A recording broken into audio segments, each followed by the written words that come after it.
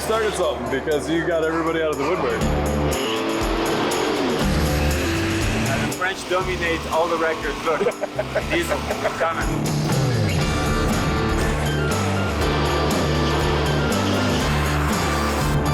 I hate that guy. I hate that guy.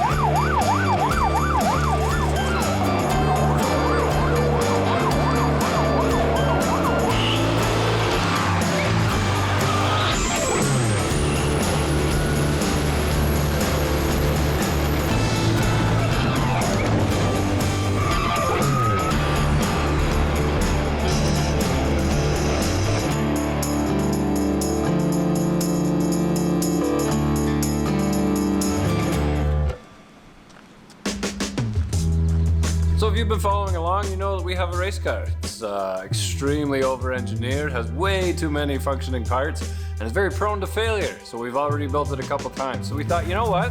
What we should do is attack America's mountain.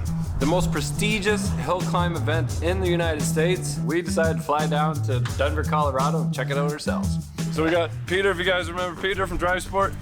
He's the one that rebuilt our transmission. So we thought we'd invite him along, have our own little race team. Okay, so this is Fan Fest. So this is where they take all the cars, put them in the middle of Colorado Springs, shut down 10 blocks, and everybody gets to talk to the drivers and just have a really good time.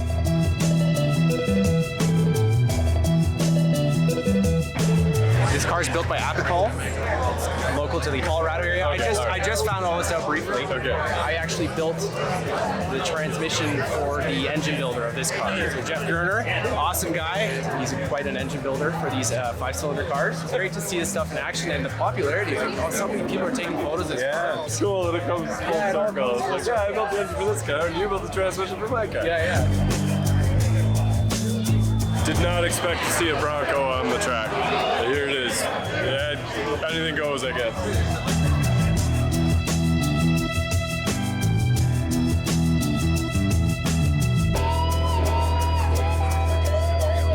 So we finally caught up with the legend. Scott, how's it going, man? How you doing this week?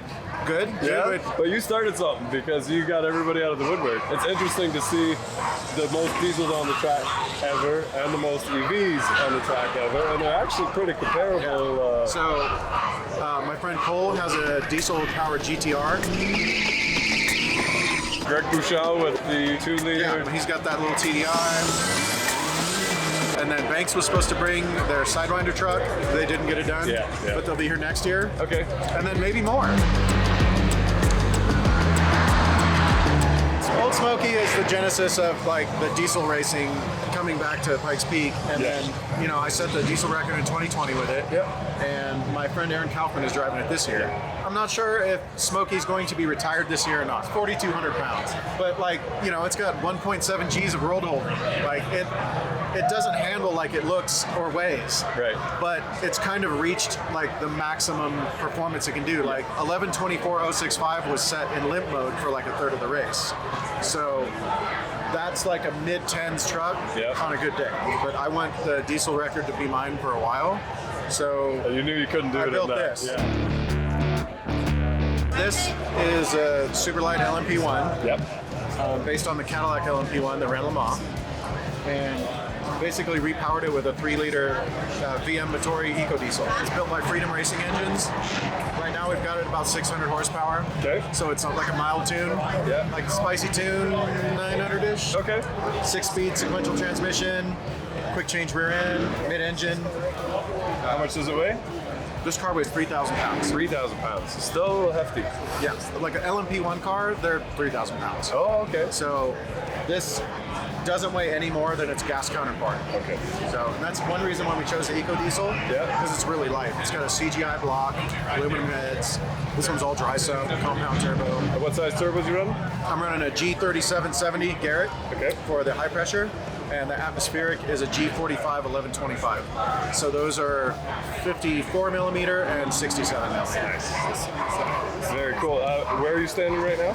A lot of hiccups in practice because it's a brand new vehicle. Yeah, it's a brand new. And because of supply issues and everything, we barely got it done before I left. Yeah. So no testing, testing on the mountain, which is Typical stuff. which is terrifying because it's a brand new car. Yeah. I think I starred 5th.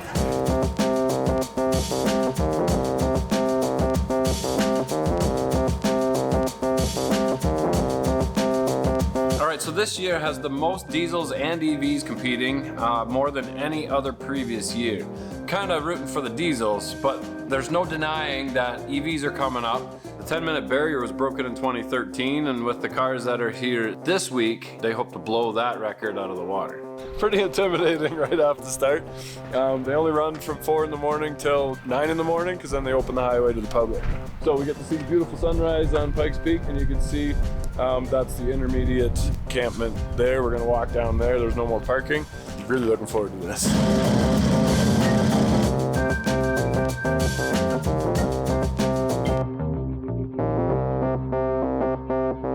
So this is Randy Pobst, Tesla. I really want to meet Randy. Been following him on Motor Trend. It just seems like a really cool guy. So he's been running Teslas the last couple of years. Cool looking car, but still big. They gutted every little piece out of it. There's nothing left in there, but it's still heavy.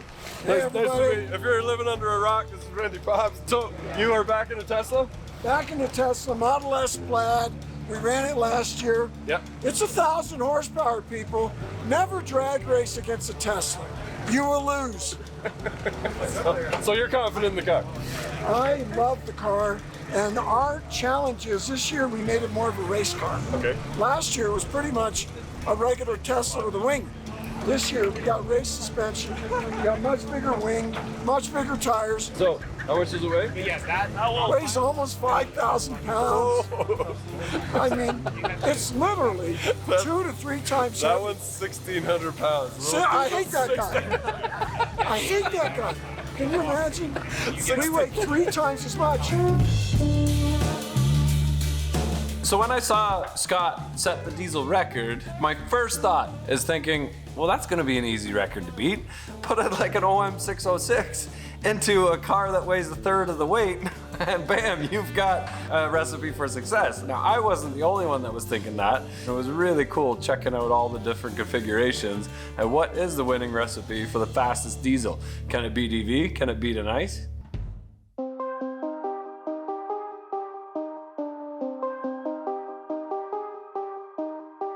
I'm Greg Blachon. Greg Blachon. We looked you up yesterday, and you've got a little what would you call it? A little Radical? The Radical Custom. So this is the first time out in this model? The first year. Last year was in the bug. Oh, okay. Diesel bug. The bug had better time than Tesla's. 2021. Last Really? year. Wow. Called it the Tesla killer. Not a wrench has been laid on that engine for 2 years. It's a Volkswagen Golf TDI. It's a 2-liter triple turbo with a PDK transmission. That we put a 75-pound boost, and we have dual compound. The tiny turbo, Yeah. the middle one, up to 3,500 RPM. Okay. Then we transfer, we compound the middle with the big one for the rest of the RPM, all to 6,200 RPM. 6,200 RPM. Incredible. What size turbos are they? So we got a 28 millimeter Okay. with a 45, Yeah. and then a 45 with a 55. Okay, excellent. It's not crazy, but for the 2-liter, it works perfect. Well, the 28 is tiny, it's like my thumb. The 28, 45, 55. You laugh about it, but it's the key of the success. We were listening, and one of us is saying it's a 4-cylinder. I'm like, no, it's got to be running the V6 model. No, lightness. Yeah, I like that. Pikes Peak. It's a Boxer Cayman S PDK. Cayman. Limited slip, Datsun Motorsport clutch from Australia. The clutch is like $11,000. You end up with a $20,000 package. It's almost more expensive than a sequential. What about your final drive? It's a short ratio, and I'm just like going through gears. At the end of this stretch, before that turn, I'm in 6th gear. That's perfect. I calibrated it so it upshift at the red line. Yeah. I don't have to do paddles or anything. It's shift automatic. So I'm pretty much driving like a Tesla. Okay. Like I don't touch no paddles or shifters. This is ancient stuff, you know, shifters, come on. His hand is like this, and I'm like, you know? So right now you've got fastest sector in every single one. So you're gonna hold the record for diesel? I mean, if the run is clear, weather. Yeah. Sure. Yeah. Excellent. Are you from Canada, Quebec? From France. From France. Oh, excellent. The French dominate all the records. Look, Romain Dumas electric. Yeah. 757. Yeah. Sebastian Loeb gasoline 813. Diesel coming.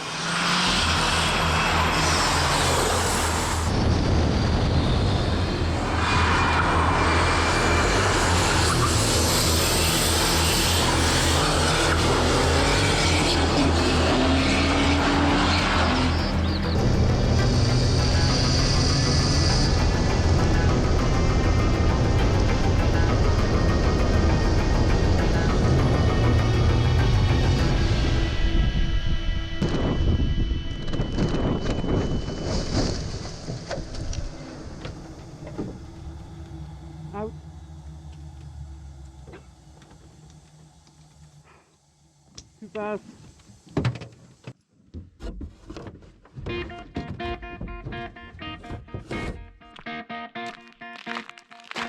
We need a crate to get this thing out.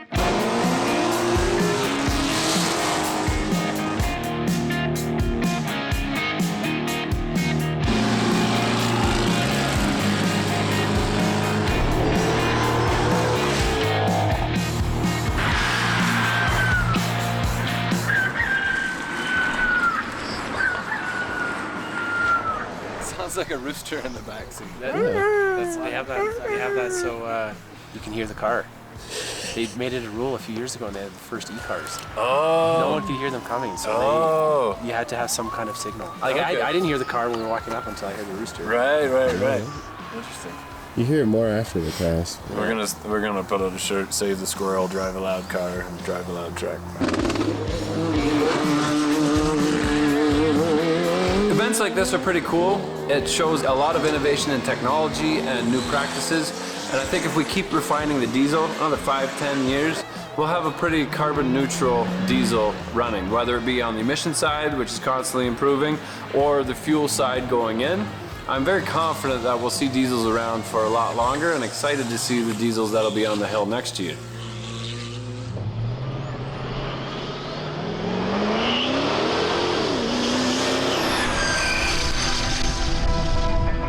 Alright, so we were super excited to check out the GT-R that has a 6.0 Power Stroke in it. Unfortunately, it did break before we got there.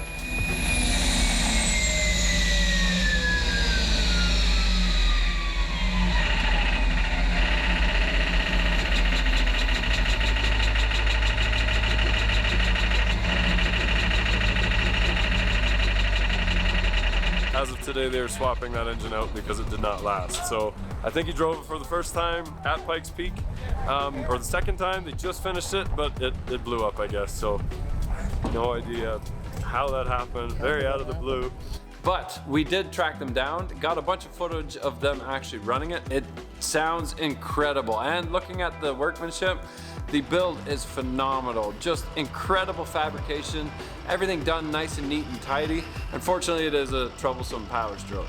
So you guys know where I stand on that, but I still appreciate the effort that went into the build. That's what motorsporting is all about. Taking the challenge, trying to beat it. I really do hope that they get the build back together and tuned and ready for next year. And I really do hope that they set the record. And if they do, I will have to redo my everything wrong with 6.0 Power Stroke video again. We've had to redo a couple Ford videos, and do it, guys. Prove me wrong, set the record, and I will make a better video about the 6.0. And you guys can comment every one of my Cummins videos. Power Stroke holds the records up the mountain. For now, it's a 6.7 Cummins.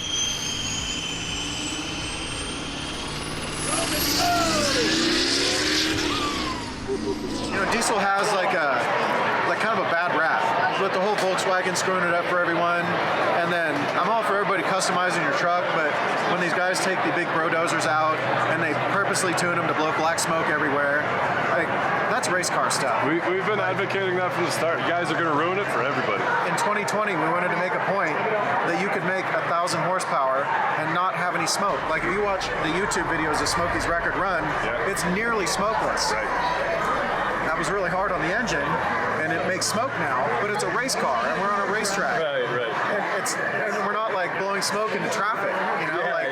And the same thing with this. Like, I feel like we don't need to make the point anymore that you can do it smokeless. Because you know, the EGTs are through the roof. It's hot, but you can. And your street truck with 1,000 horse, if you need to have all the smoke and everything, like you're making the EPA look at us more and take our fun away.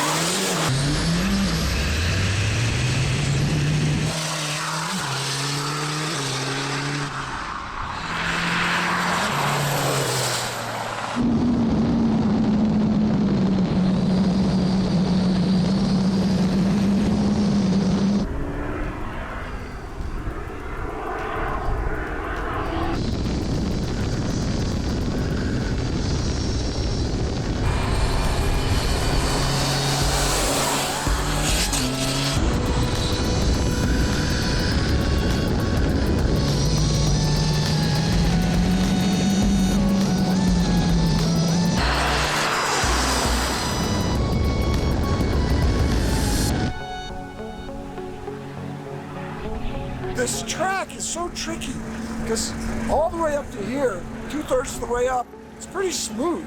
Yeah. Good, nice road. Yeah. You can set up your car like a race car. Low, stiff. From here up, it gets to be like the Baja 500. I mean, it's rough. Yeah, in fact, this parking lot is rough. We have trouble getting across that. We got to build a compromise suspension setup that works down low because the arrow wants to be low, stick. Right. But has enough clearance that I don't break things when we're bounding up over the bumps near the top. Yeah, taking your tires off the ground because there's good plates in it. You know, most of our torque, our energy is coming out of the rear tire, right? So that's where we're really trying to control our traction the most. And then when we're coming into a corner, we need traction in the front so that we don't slip, right, or plow into that turn. Right, so you're hitting the brakes, you kind of nose down a little bit. Right, nose is coming down, hitting the brakes. So you need kind of like an appropriate balance of how much downforce you're getting. Also so that it doesn't force you to oversteer a little bit too much, right? We're trying to find that balance because we're constantly adjusting that front splitter, you know, every time we do a run. I mean, because look, it's like, what, 12.5 mile long course, 152 turns. Like, you're only hitting your top speed like a few straight sections. Yeah. You know what I mean? Not in the corners. Right, and you're braking like hell so you can turn. On a cold track, whether you got all the downforce in the world or not, you still don't have the traction on like a hot IndyCar track. That's true. Where you can take a corner at 150 mile an hour because you got the downforce to keep the traction. That's true. He's a friend of mine. Okay. Triple turbo diesel. Yeah. Wild. Just a little 2-liter 4-cylinder TDI. Incredible. I can't believe the amount of boost you can put in a diesel. 75 PSI on that. How is that possible? They've got 22-to-1 compression, right? I know. Yeah. You must weld the head on it, right? It's pretty. I can't imagine that. Pretty neat, yeah. So, awesome. Well, we wish you luck. Good news. Thank you very much. Good news is Randy knows a little bit about the Audi. We're going to bring the Audi down to Georgia at some point, get you in the seat. Oh, yeah. That'll be a lot of fun. I see a challenge coming here. We got 1,000 horsepower, all-wheel drive electric. Your Audi's got 4 turbos? 4 turbos. You make 1,000 plus? No, we're about 700. Oh, so but we're only 3,000. We're 3,400 pounds, so we got a little bit of weight on it. Oh, see, there we go. Pounds. Yeah, so power to weight. Yeah, we're pretty. We got to run them. We got to run them. Come on, ride in. Let's have a ride-in campaign. Yeah. Let's do it. Awesome. Thank you very much, Randy. Thank Appreciate you. your time. Well, Scott, thank you very much for taking the time. Appreciate all your time. All the best to you, man. I wish you all the best. Can't wait to see. Give the cameraman one too. Yeah, can't wait to see how this evolves through the years coming, and hopefully we can take ours out on the track at some point too. Yeah, come on out. So, yeah. Hire me to drive it for you. I'll do it. You want to drive the Audi? Yeah. You know the Audi we're talking Yes, about? I do. I'll drive it. Yeah. I'll beat the shit out of that thing. So since our schedule only allowed us to be there a couple days during practice, we were not able to actually see race day. Unfortunately, the weather was absolutely terrible.